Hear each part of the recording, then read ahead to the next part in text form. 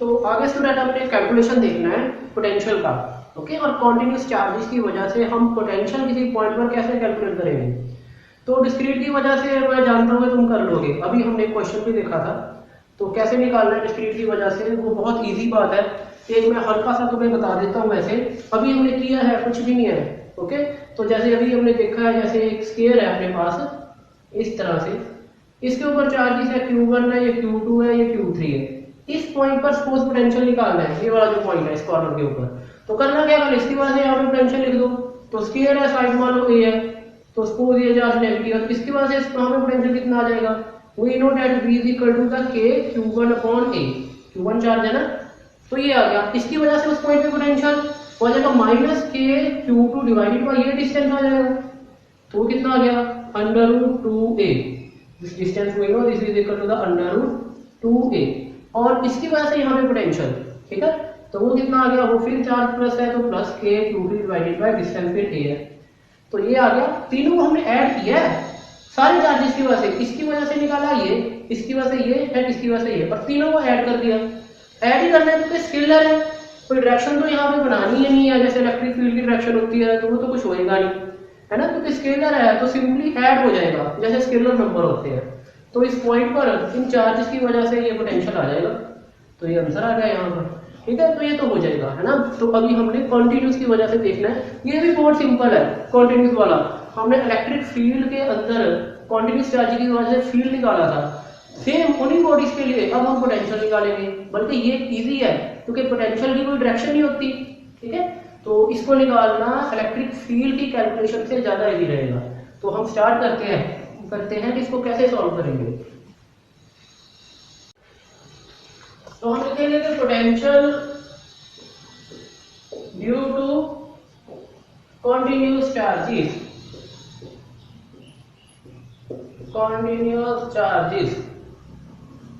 Okay.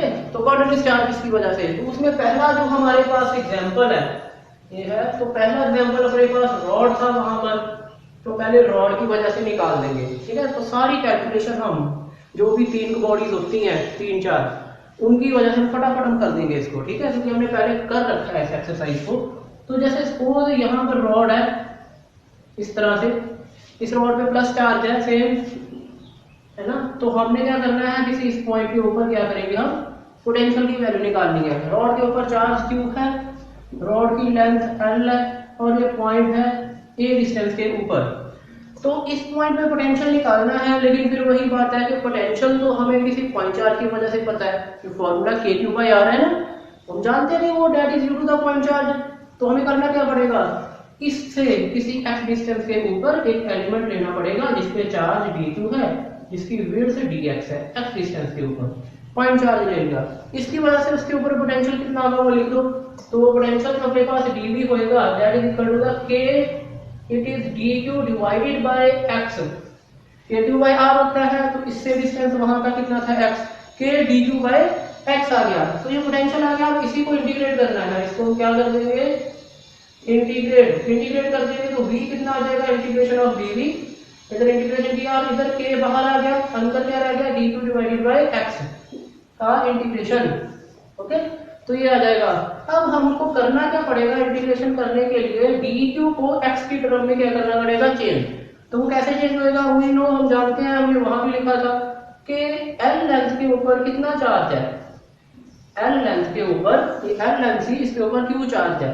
एक length पे कितना आ गया, Q/L, और कितने पे निकालना है, dx लेंथ के ऊपर, तो dx लेंथ पे Q/L into dx, this is the value of the dq।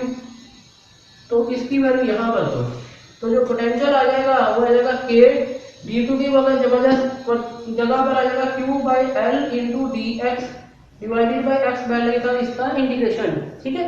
फिर से वही जो कांस्टेंट है वो बाहर, तो k q बाहर, l भी बाहर, अंदर dx डिवाइडेड बाय x, और लिमिट करनी है। तो लिमिट हम जानते हैं क्या आ जाएगी, x कहाँ से स्टार्ट होता है, a डिस्टेंस से, x इस पॉइंट के जो रॉड है, रॉड कहाँ से स्टार्ट होती है, a डिस्टेंस से। x की वैल्यू मिनिमम a होगी और मैक्सिमम कितनी हो जाएगी, a प्लस n। तो x कहाँ से कहाँ जाएगा, a to a plus l, तो यहाँ पे कितना आ जाएगा, हम जानते हैं कि Q by L D x by x का इंटीग्रेशन आ गया एल एन ऑफ एक्स, वहां भी लिखा था हमने ए टू ए प्लस एल, ये आ जाएगा। अब अपर लिमिट लोअर लिमिट भर देंगे यहाँ पे,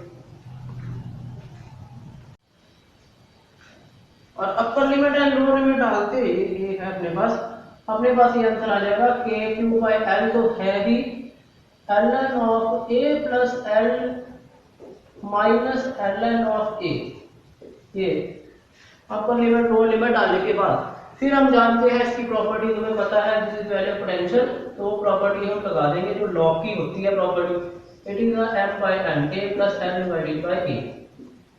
ओके, तो ये आ जाएगा, तो ये पोटेंशियल की वैल्यू आ गई, this is the value of the electric potential इस रॉड की वजह से इस पॉइंट पर।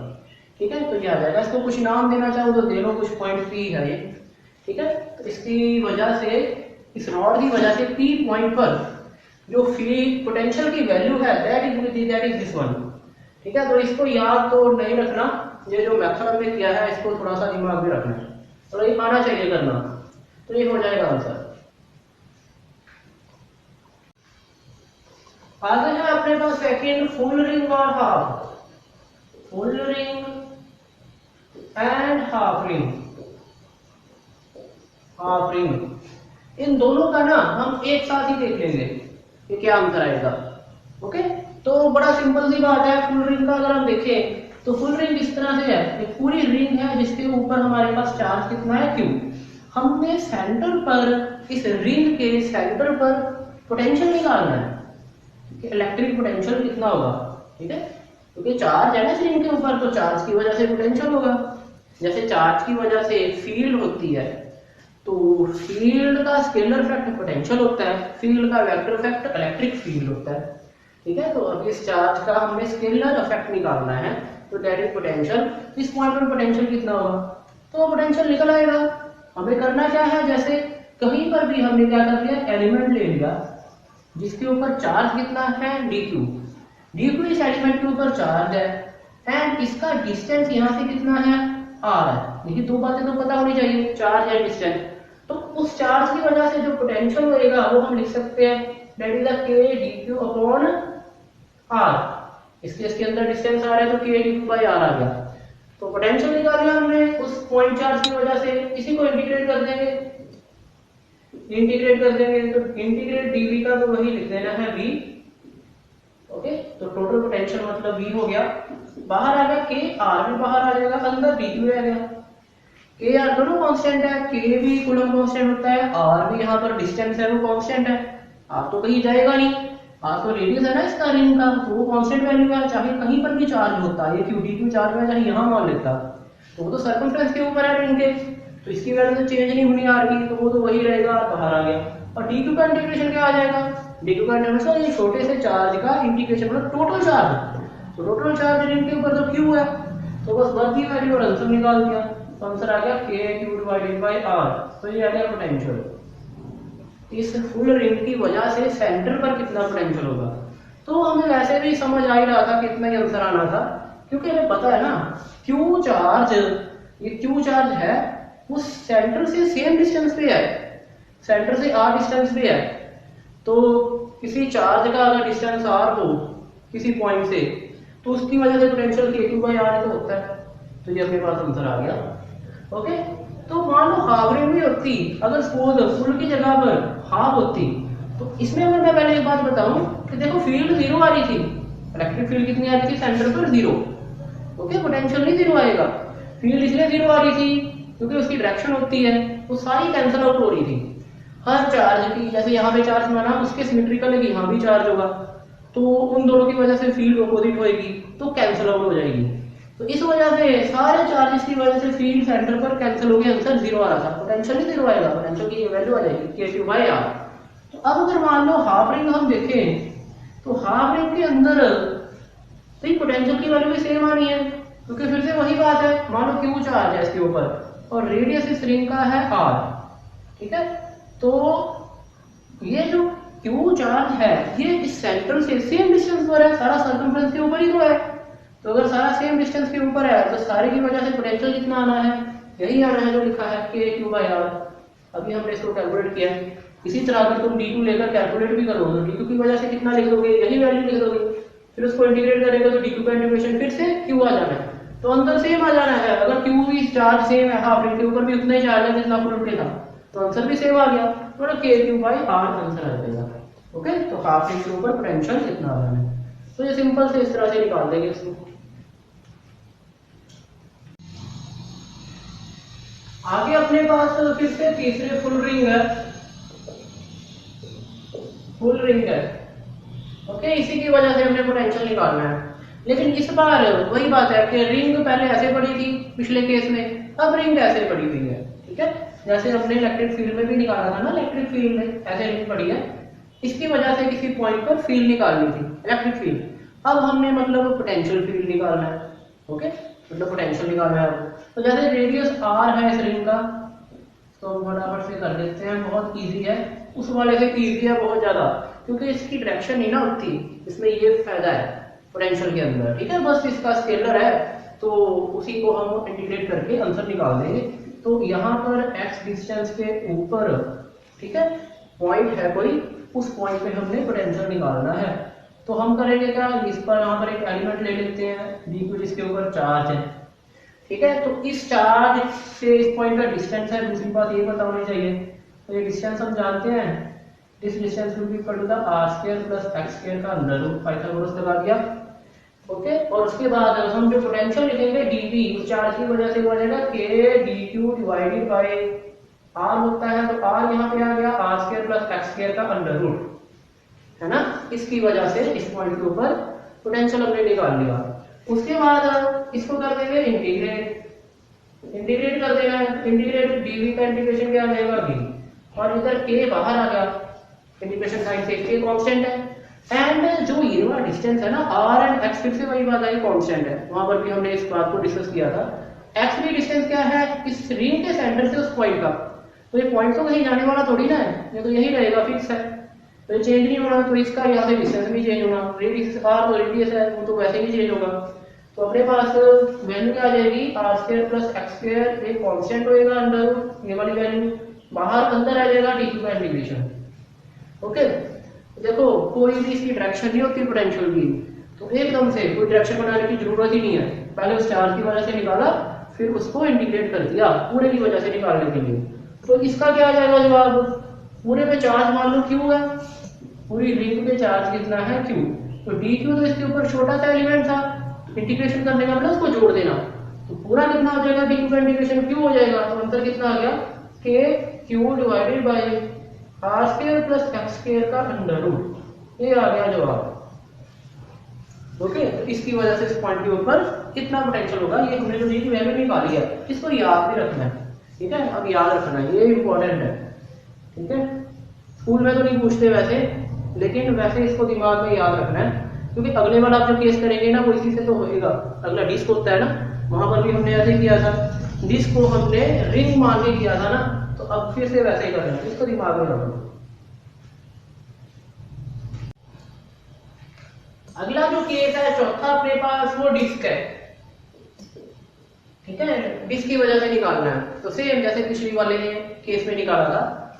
ठीक है, जब हम इलेक्ट्रिक फील्ड की वजह से निकाल रहे थे, इलेक्ट्रिक फील्ड डिस्क की वजह से, वैसे ही निकाल देना इसको भी। तो ये डिस्क है अपने पास। ओके, तो थोड़ा सा टेढ़ा बन गया है, मतलब बिल्कुल इस तरह से रखा हुआ है। ठीक है, तो डिस्क में क्या है कि हर जगह चार्ज होगा, तो यहाँ पे हर जगह चार्ज बना देते हैं इस तरह से। सेंटर इसका यहाँ पर है, वही r इसका रेडियस हो गया, यहाँ पर इसको r लिख देंगे, है ना। यहाँ पे वो पॉइंट है, यहाँ पर फील्ड निकालना है, तो यहाँ से x दूरी के ऊपर।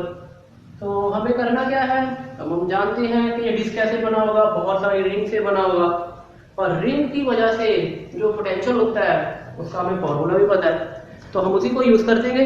ठीक है, तो हम क्या करेंगे, इस यहाँ पर एक रिंग एलिमेंट ले लेंगे, यहाँ पर हम क्या करेंगे, जैसे इलेक्ट्रिक फील्ड निकालते समय किया था वैसे ही हम यहाँ पर एक इस डिस्क का जो एलिमेंट है वो रिंग कंसीडर कर लेंगे। ठीक है, x डिस्टेंस के ऊपर, सेंटर से x दूरी के ऊपर, x यहाँ पे थोड़ा लिख देते हैं, x दूसरी दूरी पर एक एलिमेंट कंसीडर कर लिया जिसकी विड्थ dx है, जिसपे चार्ज dq है। ये पूरी की पूरी डिस्क थी जो, इसके ऊपर चार्ज स्पोज क्यू है, तो इस एलिमेंट की वजह से इस पॉइंट पर जो पोटेंशियल होगा वो हम लिख देंगे that is equal to d v. तो डीवी कितना आ जाएगा, we know it is equal to the k, जितना इसके ऊपर चार्ज है, फॉर्मूला क्या था, के डी क्यू डिवाइडेड बाय, है ना। ये डिस्टेंस कुछ और लेना पड़ेगा, एक्स हमने इसको ले लिया ना, तो इसको कुछ और लेंगे, तो आप स्मॉल आर कंसीडर कर लो। तो क्या था फॉर्मूले में, के डी क्यू जो लिख चुके हैं divided by r square plus x square का अंडर रूट, है ना। तो क्या आ जाएगा, r square plus x square का अंडर रूट। अभी जो फॉर्मूला किया है हमने रिंग की वजह से, है ना, किसी पॉइंट पर जो फील्ड होती है, पोटेंशियल होता है ना, स्केलर फील्ड मतलब, तो वो कितनी हो जाएगी, r square plus x square का अंडर रूट से डिवाइड, है ना। तो ये आ जाएगा अपने पास। तो अब क्या करना है, अब इसको इंटीग्रेट करना है, इसको कर देंगे इंटीग्रेट, डीवी का इंटीग्रेशन तो डी हो जाएगा, फिर हमने क्या लिखना है, के बाहर d q divided by r square plus x square का अंडर रूट इंटीग्रेशन साइन के अंदर आएगा, ठीक है। तो इसको इंटीग्रेशन करने के लिए करना क्या पड़ेगा, डी क्यू को हमें आर की टर्म में चेंज करना पड़ेगा, डी क्यू को हमें आर की टर्म में लिखेंगे। तो जैसे डी क्यू को आर की टर्म में लिखेंगे तो यहाँ पर लिख देते हैं हम, इसके केस में हम जानते हैं सिग्मा डिफाइन होगा, क्योंकि एरिया पे चार्ज है तो सिग्मा आ जाएगा। तो अब क्या लिखेंगे हम यहाँ पर, हम जानते हैं कि अपने पास कितना चार्ज है टोटल एरिया के अंदर, है ना, टोटल एरिया के अंदर कितना चार्ज है, तो टोटल एरिया तो अपने पास है पाई आर स्क्वायर, इसके अंदर चार्ज है क्यू, एक एरिया के अंदर q by pi are square charge होगा, और हमने इसके अंदर निकालना है चार्ज कितना है। तो तुम सपोज कर लो इसके जो एरिया है वो डी है ना, विड्थ dx है, चार्ज इस पे d2 है रिंग के ऊपर, और इसका एरिया डी है। तो ये जो डी है अपने पास, इसके ऊपर कितना चार्ज होगा, इसके ऊपर होगा q by pi are square into d, ये चार्ज की वैल्यू आ जाएगी डी क्यू की, है ना। क्लियर होगा मुझे, मैं जानता हूँ यहाँ पे पहले भी कर रखा इलेक्ट्रिक फील्ड में। तो इसकी वैल्यू यहाँ कर दो, तो जो पोटेंशियल आएगा वो अपने पास आ जाएगा, के डी क्यू की जगह पे हमने डाल दिया q divided by pi are square into d a, और नीचे ये टर्म तो पहले से थी, तो इसको वैसे का वैसे ही लिख देंगे इंटीग्रेशन साइन के अंदर। अब फिर से क्यू कांस्टेंट है ना, अब ये जो क्यू है वो कांस्टेंट हो गया अपने पास, तो क्यू भी बाहर आ गया, पाई आर स्क्वायर भी बाहर आ गया, पाई आर स्क्वायर भी बाहर आ जाएगा, अंदर रह गया d a divided by r square plus x square का अंडर रूट। और इसको हम जानते हैं, हमने वहां पर भी किया था, सेम यहाँ पर लिख देंगे कि हम इसको डी ए की वैल्यू क्या भरनी है। हम जानते हैं कि एरिया कितना है, एरिया ये जो है रिंग है, इसका एरिया कितना है, इसका एरिया तो वही know it is equal to the pi are square, इसको भी तुम डी आर लिख लो, हमने क्योंकि इसका रेडियस आर माना है ना, तो आर रेडियस के ऊपर एक डी आर विड्थ का एलिमेंट है, तो A is equal to pi are square आ गया, तो D A by D R कितना आ जाएगा, it is equal to the 2 pi R, तो डी ए कितना आ गया 2 pi R into D R, तो यही वैल्यू यहाँ डाल देंगे, तो K Q divided by pi are square multiply by this value it is equal to the 2 pi small r d r upon r square plus x square का under root, इसका integration. Okay, तो ये आ जाएगा अपने पास यहाँ तक। तो जो फिर से कांस्टेंट है वो बाहर लिखेंगे और इसको इंटीग्रेट कर देंगे जैसे हमने वहां पर किया था सेम।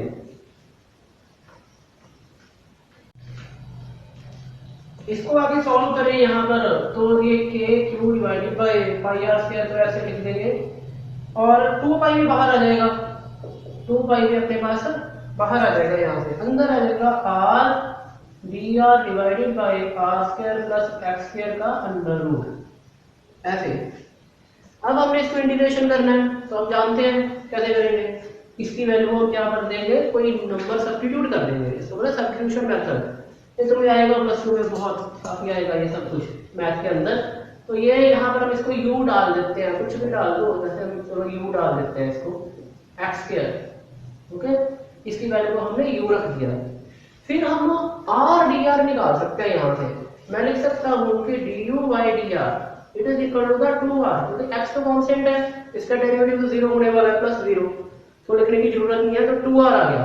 तो r dr यहाँ से कितना आ जाएगा, du is equal to 2r dr, और r dr हम यहाँ पे डाल सकते हैं कि equal to the du by 2, नीचे लिखते हैं उसको r dr की जगह पर हम du बाई 2 डाल सकते हैं, एंड इसकी जगह पर हमने u डाल देना है। तो अपने पास आ जाएगा ये पाई से पाई कैंसिल हो जाएगा, k q 2 आगे लिख लो डिवाइडेड बाय r स्क्वायर, यहाँ पे आ जाएगा du divided by 2 r dr की जगह पर, और नीचे कितना है u, r square plus x square, वो u है, और u का अंडर रूट भी है क्योंकि इसका अंडर रूट है ऊपर, तो अंडर रूट आ गया। फिर हमें यहाँ पे लिखना है इसको, चाहे तुम ना k को हम 1/4 बाई एप्सिलॉन नॉट लिख सकते हैं, है ना, तो वो वैल्यू हम यहाँ पे डाल देते हैं 1/4 बाई एप्सिलॉन नॉट, ठीक है। तो यहाँ पर डाले 1/4 बाई एप्सिलॉन नॉट, q नीचे r स्क्वायर था ये, और ये 2 को बाहर लिख लो, तो 2 आगे आ गया, यहाँ लिख दिया गया, और u ऊपर चला जाएगा तो u की पावर -12 बन जाएगा, नीचे u की पावर +12 थी, ऊपर जाएगी तो -12 होगी, फिर 2 से 2 कैंसिल हो गया, तो ये तो अपने पास q divided bye 4 pi epsilon naught r square है, एंड उसके बाद ये अपने पास जो ये वैल्यू है, ये वैल्यू क्या बन जाएगी, पावर में ऐड कर दो, तो 1 ऐड किया तो हाफ बन गया, जितना आया उसी से डिवाइड, तो ये आ जाएगा अपने पास, और 2 फिर ऊपर चला जाएगा, तो 2 ऊपर चला जाएगा, तो यहाँ पर अगर हम लिखें तो q divided by we can write 4 pi r square epsilon naught, r square आगे लिख दिया, एप्सिलॉन नॉट पीछे लिख दिया, और 2 को आगे लिख दिया ऊपर, यहाँ रहेगा u की पावर हाफ, मतलब u का रूट, यही होगा u की पावर हाफ का मतलब क्या होगा, u का रूट हो जाएगा। फिर हमने क्या करना है, ये कट जाएगा, तो ये 2 आ गया, उसके बाद q divided by 2 pi r square epsilon naught, pi r square, this is r square, okay, I hope you understand कि this is pi r square इस तरह से, और u की वैल्यू हम क्या डाल सकते हैं, मुझे u तो ये था, तो u को फिर से ये बदलो r square plus x square का अंडर रूट, ओके। तो यहाँ पर लिमिट डालनी थी हमने, इंटीग्रेशन करने के बाद यहाँ पर लिमिट डालनी थी, तो अब यहाँ पर वेरिएबल तो r है, r ही तो वेरी कर रहा है, तो r की लिमिट डाल देंगे, तो r कहाँ से वेरी कर रहा है, 0 से लेकर के ग्रेटर r तक, क्योंकि r तो कोई भी रेडियस है ना इसके अंदर रिंग का, तो 0 से लेकर ग्रेटर r तक, तो r की वैल्यू क्या आ जाएगी, 0 से लेकर के ग्रेटर r, तो ये आ जाएगा। अब फिर अपर लिमिट डालनी है एंड लोअर लिमिट डालनी है,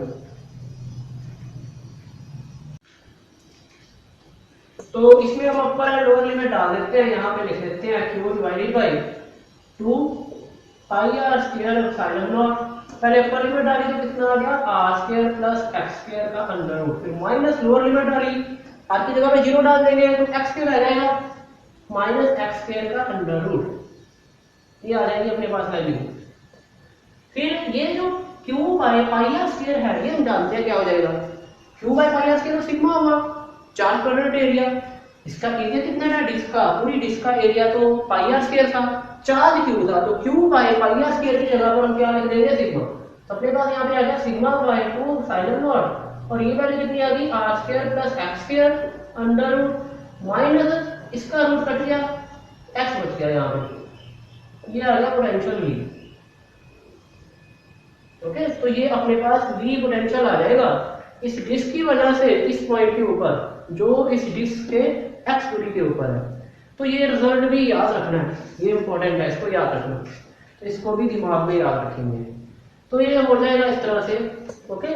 सारी जो बॉडीज के लिए तुम्हें जानना था ना, जो कॉन्टिन्यूस बॉडीज के लिए वो इतना की है, ओके, कंपटीशन में भी इतना ही पूछते हैं, तो यहाँ तक तो हमने देख लिया। अब हम अगला टॉपिक देखते हैं इसके बाद।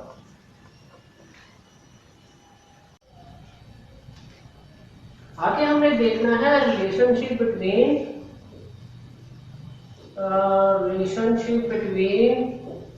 Electric field and potential difference,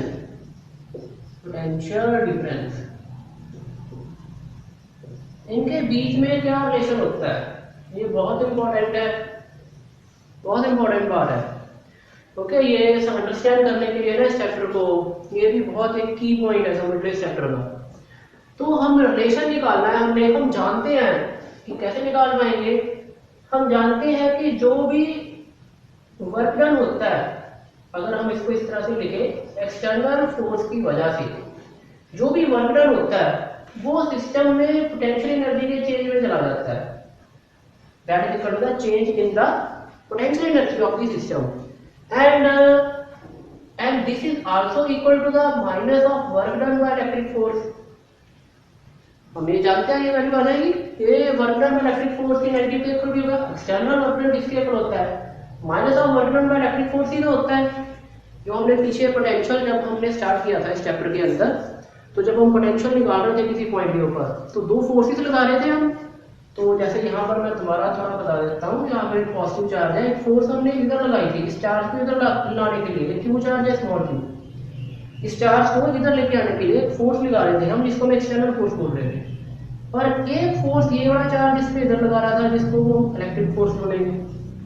तो ये दोनों फोर्सेस अलग अलग डायरेक्शन में है और हम इसको कांस्टेंट वेलोसिटी से ला रहे थे। तो अगर ये फोर्सेस अलग अलग डायरेक्शन में है तो इनकी वजह से जो वर्क होएगा वो भी अपोजिट करेगा ना। तो इसलिए work done external minus work done electric के इक्वल है। और ये तो जनरल प्रिंसिपल है, तो जिसके अंदर के वर्क डन एक्सटर्नल किसके अंदर चला जाता है? पोटेंशियल एनर्जी के चेंज में। तो इसी को हम यूज करके ये रिलेशन निकाल लेंगे। हम जानते हैं कि du किसके इक्वल होता है? वी नाउ नो कि du is equal to the minus of work done by electric force, and ये वाली क्या पहले क्या लिख देंगे हम? q इनटू dv, क्योंकि पोटेंशियल एनर्जी में चेंज किसके इक्वल होता है? चार्ज इनटू पोटेंशियल डिफरेंस के। ये हमने पीछे लिखा था, तो वहां से हमने इस वैल्यू को लिख दिया कि du किसके इक्वल हो जाएगा? q इनटू dv के। और इसकी वजह से हम क्या लिख देंगे? This is the force electric into displacement dr dot dr। यही तो लिखेंगे। वर्क डन इलेक्ट्रिक किसके इक्वल होगा?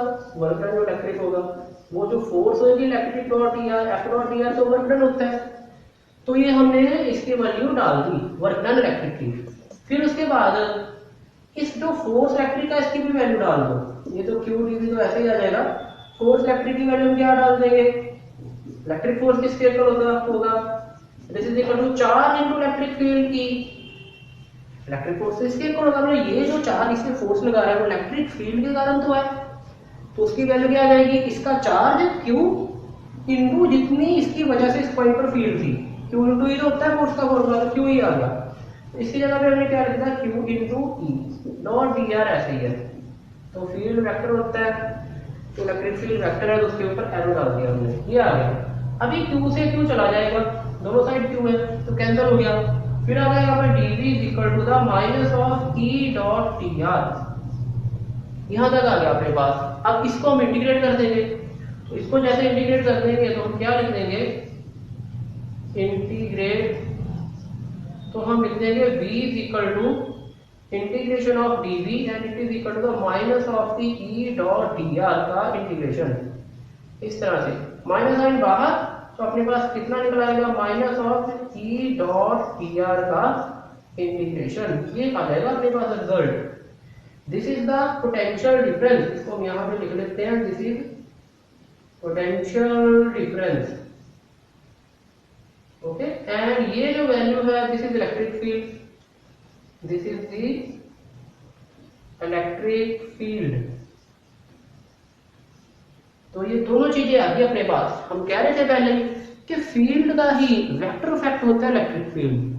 मतलब इलेक्ट्रिक फील्ड क्या होता है? ये जो ई है ये फील्ड का वेक्टर इफेक्ट होता है, और पोटेंशियल क्या होता है? फील्ड का स्केलर इफेक्ट। तो अगर ऐसा था तो इनमें फिर कोई रिलेशन भी आना चाहिए था, तो वो ये रिलेशन निकल आया है कि पोटेंशियल डिफरेंस किसके इक्वल होगा? Minus of integration of E dot dr के। ओके, इलेक्ट्रिक फील्ड का इंटीग्रल कर दो तो हमारे पास क्या निकल आएगा? पोटेंशियल डिफरेंस निकल आएगा। ओके, तो this is the relation between the potential difference and electric field. And minus sign यहाँ पे क्या रिप्रेजेंट कर रहा है? माइनस साइन का मतलब है कि फील्ड के अलोंग ना पोटेंशियल डिक्रीज हो रहा है। इलेक्ट्रिक फील्ड के अलोंग पोटेंशियल क्या होगा? डिक्रीज। हम थोड़ा सा इसको रेस कर दे, मैं बताता हूँ तुम्हें उसके बाद। तो यहीं पर हम लिख लेते हैं कि नेगेटिव साइन से क्या मतलब है। नेगेटिव साइन क्या शो करेगा कि along electric field potential decreases. Potential decrease. Okay, electric field के अलॉन्ग पोटेंशियल क्या होता है, कम होता है। ठीक है, तो यहाँ पर मैं तुम्हें थोड़ा बता देता हूँ। जैसे सपोज इस डायरेक्शन में इलेक्ट्रिक फील्ड लाइंस है, इस डायरेक्शन में, तो अगर मान लो इलेक्ट्रिक फील्ड लाइन की डायरेक्शन ये है अलॉन्ग एक्स एक्सिस, तो सपोज ये कोई पॉइंट है यहाँ पर और एक पॉइंट यहाँ पर है, कहीं पर भी इस डायरेक्शन में, यहाँ पे मान लेते हैं हम सपोज ये पोटेंशियल V1 है, इस पॉइंट का पोटेंशियल कितना है अपने पास V2।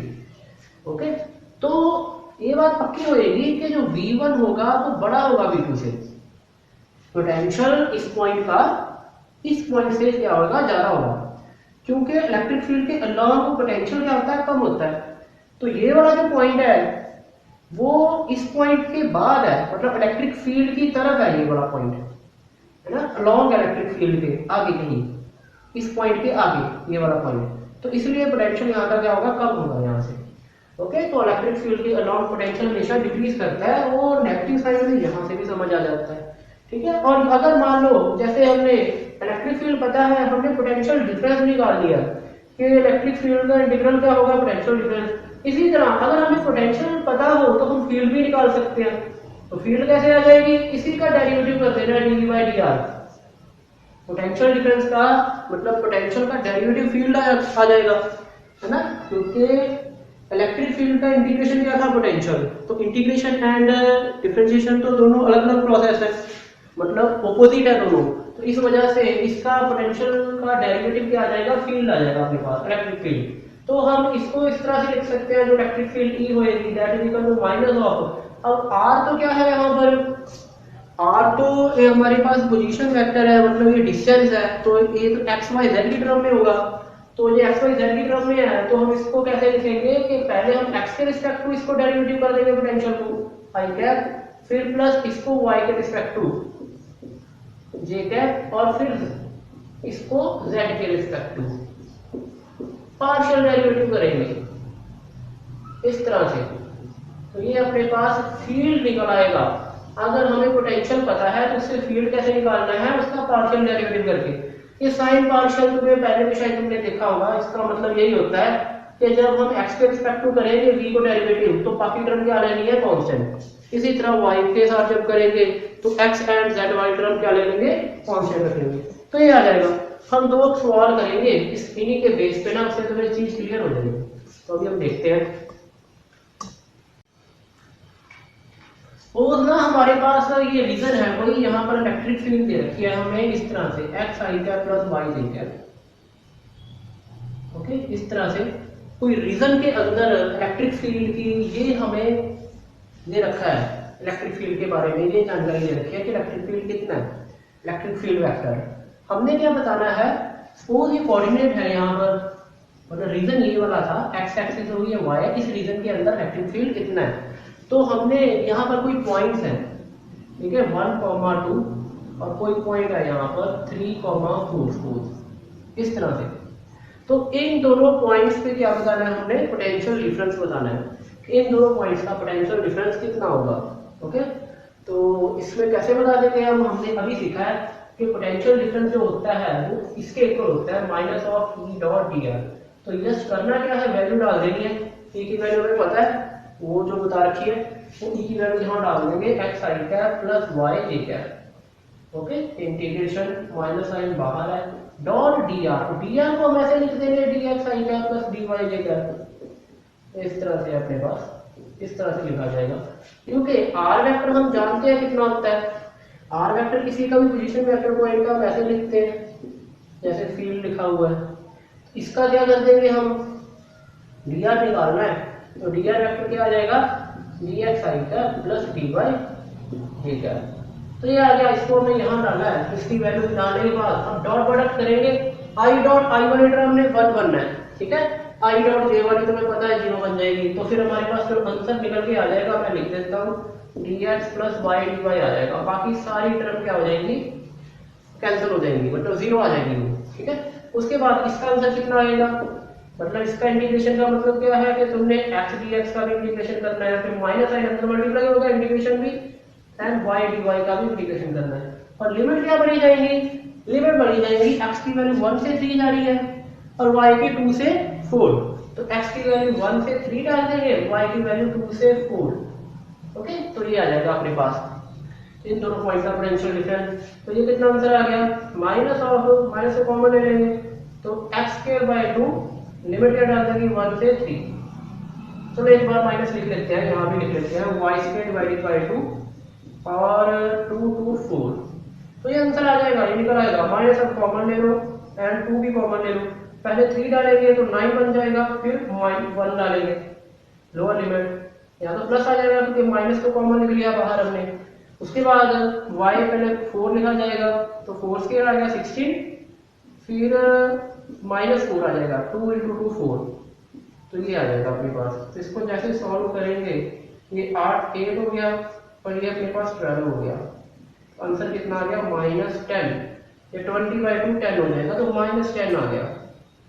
पोटेंशियल डिफरेंस कितना आ गया है, -10। ठीक है, तो ये आ जाएगा अपने पास आंसर -10। कि पोटेंशियल क्या होगा, इन दोनों के पोटेंशियल का डिफरेंस, मतलब इस पॉइंट का पोटेंशियल जो ऊपर है माइनस इसका, क्योंकि लिमिट हमने ऐसे डाली है ना 1 2 3, मतलब यहाँ से फाइनल इसको आना है, तो फाइनल माइनस इनिशियल का पोटेंशियल डिफरेंस कितना हो जाएगा, ये वैल्यू आ जाएगी। ओके, तो ये आ जाएगा, इस तरह से इसका आंसर निकल आएगा अपने पास। ओके, सपोज हमें अगले क्वेश्चन में ये वैल्यू थोड़ी सी चेंज कर दी उसने, ये उसने सपोज y रख रखा है यहाँ पर और यहाँ पर x। सपोज इलेक्ट्रिक फील्ड की वैल्यू थोड़ी सी चेंज कर दी है, y i cap plus x j cap है। वो पूछ रहा है कि अब पोटेंशियल डिफरेंस बताओ इन्हीं दो पॉइंट्स पे। तो फिर से हमें क्या करना है, यहाँ पे e की वैल्यू डालेंगे। e की वैल्यू अब कितनी है, y i cap plus x j cap, and dr की वैल्यू हम जानते हैं कि dx i cap plus dy j cap. इसको सॉल्व करना है, तो इसको सॉल्व करेंगे तो फिर से i डॉट i वाली टर्म आ जाएंगे, तो y dx आ जाएगा plus x dy, j dot j वाली आनी है, बाकी तो 0 होनी है, तो ये आ जाएगा अपने पास। अब इसको हम कैसे इंटीग्रेट करें, ये तो y dx लिखा हुआ है, क्योंकि ये तो इंटीग्रेट तभी कर सकता था ना अगर यहाँ पर x होता है अपने पास। तो इसको हम कैसे इंटीग्रेट कर सकते हैं, इस टाइप की जो इक्वेशन होती है ना, उसको हम एग्जैक्ट इक्वेशन बोलते हैं।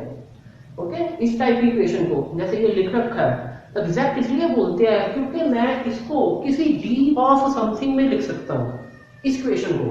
तो जैसे मैं अगर लिखना चाहूँ ना, तो इसको हम इस तरह से लिख सकते हैं, माइनस साइन को लिखा ही जाएगा d of x y, integration में लिखा ही जाएगा। इस अंदर वाली टर्म को हमने क्या लिख दिया है, d ऑफ एक्स वाई लिख दिया है। ये इसलिए लिखा है d ऑफ एक्स वाई क्योंकि जब हम इसको हम ओपन करेंगे, इस पे ऑपरेशन लगाएंगे d का, तो हमारे पास ये निकल आएगा। हम करके भी देख सकते हैं, यहाँ पर तुम करके देख लो कि अब हम लगाएंगे, पहले हम क्या करेंगे, y को ऐसे का d ऑफ जो एक्स वाई है जिसकी इज इक्वल टू द, पहले y को ऐसे का ऐसे छोड़ दो एंड dx लिख देंगे जैसे डेरिवेटिव करते हैं, फिर x को ऐसे का ऐसे छोड़ देंगे और dy लिख देंगे, तो ये अपने पास आ जाएगा। This is the y dx plus x dy, जैसे ये ऊपर लिखा हुआ है, मतलब इसका आंसर क्या होगा, d ऑफ एक्स वाई होगा। तो इसलिए हमने इस वैल्यू की जगह पर d ऑफ एक्स वाई डाल दिया यहाँ पर। Okay, so this type of equation basically is called exact. Okay, तो एग्जैक्ट का मतलब ऐसे होता है, वैसे अगर थोड़ा सा और इसको अच्छे तरीके से तुम जानना चाहते हो ना, तो ये वाली जो टर्म है ना, हम इसको m बोलते हैं। ये जो टर्म है, हल्का सा तुम्हें बता देता हूँ, इसको n बोलते हैं। तो अगर हमारे पास कोई भी डिफरेंशियल इक्वेशन है, इस इक्वेशन के अंदर ये जो dx का कोएफिशिएंट होता है इसको m लिखा जाता है और dy का कोएफिशिएंट को n लिखते हैं, है ना। इसको डिफरेंशियल इक्वेशन बोलते हैं, इनके कोएफिशिएंट को हम m एंड n लिख देते हैं। तो अगर ये वाली जो इक्वेशन अपने पास है, अगर ये एग्जैक्ट है, तो ये एक कंडीशन को होल्ड करेगी। वो कंडीशन ये होती है, दैट कंडीशन इज के curl m by curl y is equal to curl n by curl x। मतलब पार्शियल डेरिवेटिव जो ये dx का कोएफिशिएंट है, मतलब m, उसका y के रिस्पेक्ट टू अगर इसके इक्वल आ गया partial derivative n with respect to x, तो हमारे पास ये इक्वेशन एग्जैक्ट हो जाएगी। क्लियर है, ये डिफरेंशियल इक्वेशन जो है ये मतलब ये वाली इक्वेशन तो यहाँ लिख रखी है, तो ये इक्वेशन क्या होगी, एग्जैक्ट। तो यहाँ पर ये आ रहा है ऐसे, इसको तुम करके देख सकते हो। इसकी वैल्यू अगर तुम देखो, m की वैल्यू y है, तो यहाँ पे कितना आ जाएगा, curl y by curl y is equal to curl x by curl x। तो ये कट के आंसर आ जाना 1, ये कैंसिल आउट हो जाएंगे और आंसर अपने पास कितना आ जाना है 1। तो मतलब ये वाली वैल्यू इसके इक्वल आ गई है, तो इसका मतलब है ये इक्वेशन क्या होगी, एग्जैक्ट। तो अगर ये एग्जैक्ट है तो हम इसको इस फॉर्म में लिख सकते हैं d ऑफ एक्स वाई। तो तो इसको इस फॉर्म में लिखेंगे एंड देन लिमिट क्या पुट करेंगे 1,2 से 3,4 तक। तो इसको सॉल्व कर देंगे बाद में, इसका डी ऑफ एक्स वाई कितना निकल आएगा एक्स वाई, इसका सिंपल एक्स वाई निकल आएगा, प्लस कांस्टेंट ऑफ इंटीग्रेशन भी आना है लेकिन वो नहीं लिखेंगे क्योंकि लिमिट डालनी है ना इस वजह से। तो अब लिमिट डाल दो यहाँ पर, यहाँ लिख लो जो है लिमिट 1,2 से 3,4। तो लिमिट भर देंगे, तो लिमिट जैसे भरेंगे 3 4 भरेंगे, 3 इंटू 4 एक्स 3 है वाई 4, फिर -1 इंटू 2 इस तरह से। तो अपने पास जो आंसर निकल के आएगा -12 एंड -2, तो answer will be equal to the -10। तो ये -10 अपने पास पोटेंशियल डिफरेंस होएगा इन दोनों पॉइंट्स का। तो इस तरह से आ जाएगा आंसर इसका। एक क्वेश्चन ना हम इसमें एक और देख लेते हैं इसी टाइप का कि एग्जैक्ट से कैसे सॉल्व करना है। ओके, तो सपोज इस बार हमें इलेक्ट्रिक फील्ड ऐसे दे रखा है, it is suppose 2xy³ i cap plus अगली जो टर्म है अपने पास दैट इज 4x² y³, यहां पर पावर 4 कर लो, it is 2xy⁴ i cap और ये j कैप, ये टर्म दे रखी है। मतलब इस बार जो रीजन में इलेक्ट्रिक फील्ड है उसकी ये वैल्यू है अपने पास।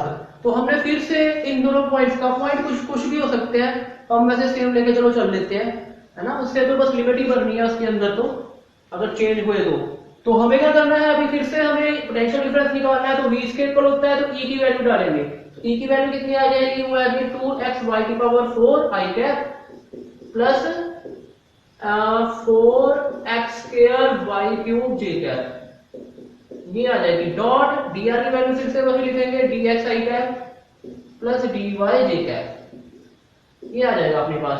फिर से सेम इसके आगे वो पता है, हम जानते हैं कि कितना आ जाएगा, इंटीग्रेशन साइन भी डालना है। तो कितना आ जाएगा 2xy⁴ dx plus 4x² y³ dy, ये आ जाएगा अपने पास यहां तक। ओके, तो फिर से ये डिफरेंशियल इक्वेशन है, ये dx लिखा हुआ है, dy लिखा हुआ है और कुछ वेरिएबल टर्म है यहाँ पर। तो हमें देखना है कि ये एग्जैक्ट है कि नहीं। तो हम जानते हैं ये टर्म क्या होगी, दिस टर्म इज m, इसको हम m लिखते हैं और ये टर्म को हम n बोलते हैं, मतलब इसके कोएफिशिएंट को dy के। तो हम क्या करेंगे, हम इस वैल्यू को चेक कर लेंगे कि curl m by curl y is equal to curl n by curl x आ रहा है कि नहीं आ रहा। अगर तो आ गया तो एग्जैक्ट है, तो जल्दी से यहाँ पे वैल्यू डाल देते हैं। m की वैल्यू हम जानते हैं 2 तो कॉमन आ जाएगा, तो हमें कितना डालना है यहाँ पर, x भी कॉमन आ जाएगा क्योंकि y के रिस्पेक्ट में डेरिवेटिव करना है। तो मतलब 2x बाहर लिख लिया और अंदर रह गया curl by curl y of y⁴ is equal to, यहाँ पर आ जाएगा 4y³ कॉमन आ जाएगा, बाहर निकल आएगा क्योंकि कांस्टेंट ट्रीट होएगा ना, क्योंकि x के रिस्पेक्ट में डेरिवेटिव कर रहे हैं तो y कांस्टेंट रहेगा। और यहाँ पर क्या करना है विद रिस्पेक्ट टू x² को। ओके, पार्शियल डेरिवेटिव का मतलब ये होता है, इसके रिस्पेक्ट टू y के रिस्पेक्ट टू कर रहे हैं ट्रीटिंग x एज कांस्टेंट, यहाँ पर x के रिस्पेक्ट टू कर रहे हैं treating y as a constant. तो ये आ जाएगा, इसको सॉल्व करके देख लो। तो यहाँ पर 2x हो गया और ये कितना आ गया 4y³, यहाँ पर 4y³ इंटू 2x आ गया, तो यहाँ पर 8xy³ हो जाएगा और इधर भी अपने पास 8xy³ ही है। दोनों साइड सेम हो गया, मतलब ये वाली वैल्यू इसके सेम आ गई, तो मतलब ये एग्जैक्ट होएगी। इसको हम ना d ऑफ समथिंग लिख सकते हैं, तो हम वही लिखेंगे, इसको d ऑफ समथिंग लिखना पड़ेगा। तो इसको इंटीग्रल करना है तो इंटीग्रेशन साइन लिखेंगे और क्या करेंगे d ऑफ कितना लिखेंगे, यहाँ पर देखो जो x का कोएफिशिएंट होता है ना वो पावर में ले जाना है। dx वाली टर्म के अंदर x का जो कोएफिशिएंट है उसको पावर में ले जाना है, dy वाले की टर्म के अंदर जो हमारे पास ये वाला है अपने पास करना क्या है, पावर में ऐड करके उसे डिवाइड करना है। इसको x के रिस्पेक्ट में इंटीग्रेट करेंगे ना, कोएफिशिएंट को नहीं बदल जाना, dx के रिस्पेक्ट में इसको इंटीग्रेट करना है, तो मतलब पावर में x में एक ऐड कर लो, जितना है उससे डिवाइड। तो पावर में ऐड कर देंगे तो x² आ जाएगा, उसी से डिवाइड कर देंगे तो कितना आ जाएगा अपने पास 2 आ जाएगा, 2 से 2 कैंसिल हो जाना है, तो आंसर कितना आ गया x² y⁴। यहाँ पर भी इतना ही ऐसे करना है, dy मतलब पावर y में एक ऐड कर दो, जितना आया उससे डिवाइड। तो ऐड करेंगे 4 से डिवाइड करेंगे तो 4 कैंसिल, तो हमारे पास फिर से कितना आ जाएगा x² y⁴। तो मतलब यहाँ से भी आ जाएगा। ये एक तरह से इसको लिखने का मेथड है ताकि तुम्हें लिखने पता चल जाए कि मैं d ऑफ क्या लिखूं यहाँ पर। तो हमें डी ऑफ वो क्या लिखना है, वो कैसे पता चलता है, बस इस तरीके से कि इसके अंदर x में पावर एक ऐड करो जितना है उसमें डिवाइड, इसमें पावर में एक ऐड जितना है उससे डिवाइड, तो ये आ जाएगा x स्क्वायर बाई 4। दोनों से सेम आएगा, चेक करके देख सकते हो, तो सेम आ जाएगा। तो इसको बाद इसका इंटीग्रेशन क्या निकल आएगा, सिंपल x स्क्वायर बाई 4 और लिमिट डाल देनी है यहाँ पर, तो लिमिट 1,2 से 3,4। तो फिर से वैसे ही पहले अपर लिमिट डालेंगे तो 3 स्क्वायर इंटू 4 की पावर 4, फिर माइनस 1 स्क्वायर तो 1 ही रह जाएगा इंटू 2 की पावर 4। तो ये सॉल्व करके देख लेना, ये आ जाएगा अपने पास 9 इंटू ये कितना आ जाएगा 256 माइनस 16। तो ये देख लेना कितना आ जाएगा सॉल्व करके, जो भी यहाँ से आंसर आएगा वही इसका जवाब होगा। ओके, तो इस तरह से अगर एग्जैक्ट बनता होगा तो इस तरह से होगा वो। ओके, अगर उसने क्वेश्चन के अंदर इस फॉर्म में दिया होगा ना कुछ, तो वो एग्जैक्ट बनेगा फिर। ओके, तो इसको हम इस तरीके से सॉल्व कर देंगे, तो ये आ जाएगा इसका जवाब।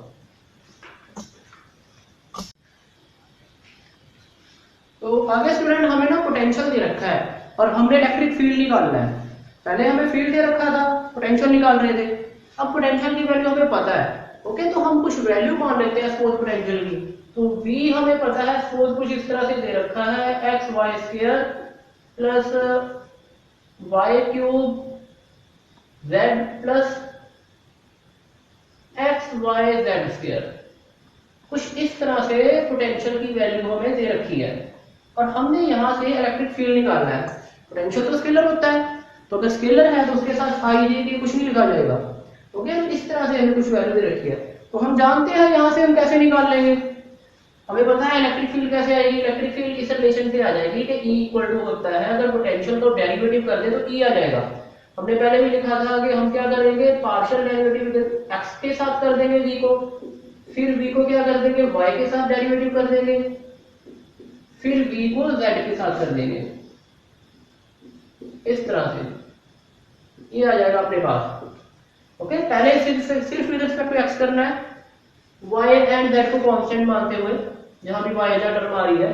तो जब देखते हैं इसको हम कैसे करेंगे, यहां से अगर हम लिखे माइनस साइन e आ गया अपने पास यहाँ पर, तो पहले इसको सॉल्व करेंगे तो v को, ये पूरा जो टर्म है इसको with respect to x derivative करना है, सिर्फ x के साथ। तो यहाँ जहां पर x आ रहा है वही टर्म आनी है, मतलब दूसरी नहीं आ रही।